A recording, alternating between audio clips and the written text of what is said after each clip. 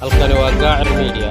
Dhageystayaasheena iyo daawadayaasheena sharafta mudan kusoo dhawaada barnaamijka wixii cusub ee Gaacir Media Tube. Barnaamijka wixii cusub ee Gaacir Media Tube waxaan idinkugu soo gudbin doonaa saddexda sababood ee ku kalif karta madaxweynaha Ruushka inuusan weerarin Ukraine.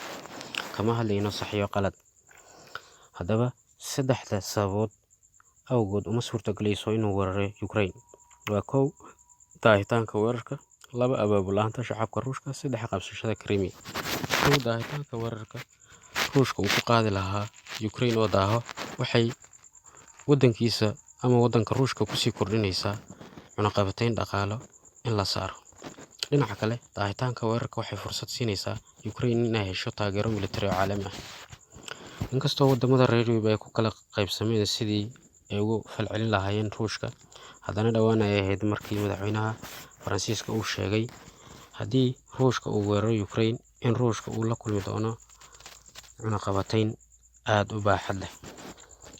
Laba, madaxweynaha Ruushka uma qorshaysno inuu weeraro Ukraine ayaa la dhihi karaa, sababtoo ah ilaa iyo hadda shacabka Ruushka wax abaabul ah oo ay sameynayaan ma jirto si ay uga qayb qaataan weerarka madaxweynahooda uu la damacsan yahay dalka Ukraine.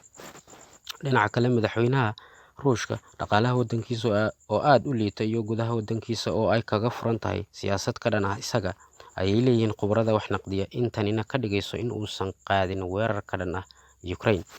Saddex, qabsashadii Crimea. Qabsashadii Crimea 2004 uu qabsaday Ruushka waxay sii fogeysay Ukraine, taasoo Ukrainiyiinta ay u qaadaan nacayb ka dhan ah Ruushka. Tusaale, Ukraine waxay bilowday in lahjad ahaan ay u kala qabto shucuubta halkaa ku sugan, gaar ahaan kuwa waqooyiga oo ay ku hadlaan lahjadda Ukrainiyiinta iyo kuwa koonfurta oo ay ku hadlaan lahjadda Ruushka.